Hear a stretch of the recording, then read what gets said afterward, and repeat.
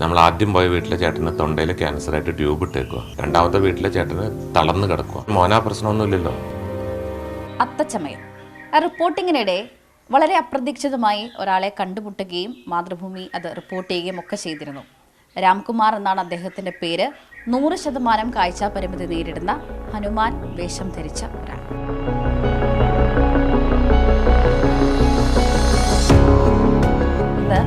ആയിരക്കണക്കിന് ആളുകൾക്കാണ് അദ്ദേഹം കൈത്താങ്ങായിട്ട് ഉള്ളത്. 24 വയസ്സുള്ള സമയത്ത് അന്നേരം BPCL എന്ന കമ്പനിയിൽ കൺസ്ട്രക്ഷൻ ഫീൽഡ് വർക്ക് ചെയ്യുമ്പോൾ കണ്ണ് ചുമന്നു വരുമായിരുന്നു.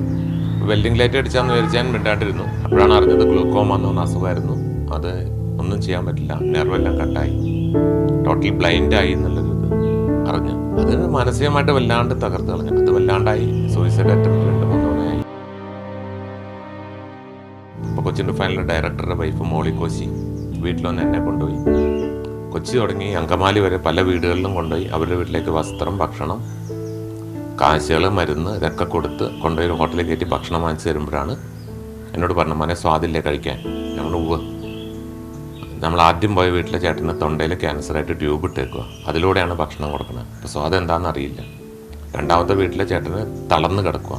ഭക്ഷണം കഴിക്കണമെന്ന് ആഗ്രഹമുണ്ടെങ്കിൽ പോലും ആരെങ്കിലും വാരി കൊടുക്കണം. ആ അവസ്ഥയിൽ മോനാ പ്രശ്നമൊന്നുമില്ലല്ലോ. മോനെ ഒരുപാട് നാട്ടുകാർക്ക് ആവശ്യമുണ്ട്. മോനേതായാലും തിരിച്ച് ജീവിതത്തിലേക്ക് വരണം എന്ന് പറഞ്ഞ് എന്നെ കസേര നെയ്ത്ത് പഠിക്കാനായിട്ട് അമ്പലമുകളിൽ. അങ്ങനെ ഇരിക്കുമ്പോൾ കൊച്ചിൻ റിഫൈനറിൽ ജോലി കിട്ടി മെയിൻ്റനൻസിൽ വർക്ക് ചെയ്യാൻ സാധിച്ചു. അപ്പോഴാണ് ഈ ചാരിറ്റബിൾ പ്രവർത്തനം.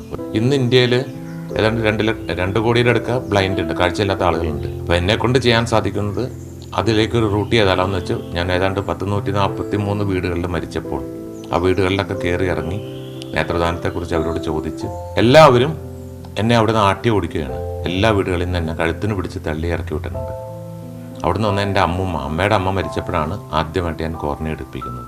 ഏത് രാത്രിയിലാണെങ്കിലും നമ്മളൊരു നേത്രദാനത്തിൻ്റെ ഇതൊക്കെ വന്നു കഴിഞ്ഞാൽ രാത്രി പോലും വാട്സപ്പൊക്കെ നോക്കും ഞങ്ങൾ. അപ്പോൾ തന്നെ വിളിച്ചു ചോദിക്കും. ഏത് പാതിരാത്രിയിലും നമ്മൾ അതിനു വേണ്ടി പ്രവർത്തിക്കാറുണ്ട്. തിരിച്ചുവരവിന് വലിയ ഒരു ശക്തിയുണ്ട് എന്നാണ് രാംകുമാർ നമ്മെ ഓർമ്മപ്പെടുത്തുന്നത്. അദ്ദേഹം ജീവിതത്തിൽ വലിയ ഒരു തിരിച്ചുവരവ് നടത്തി. ആ തിരിച്ചുവരവിലൂടെ നിരവധി പേർക്കാണ് അദ്ദേഹം വെളിച്ചം പകരുന്നത്.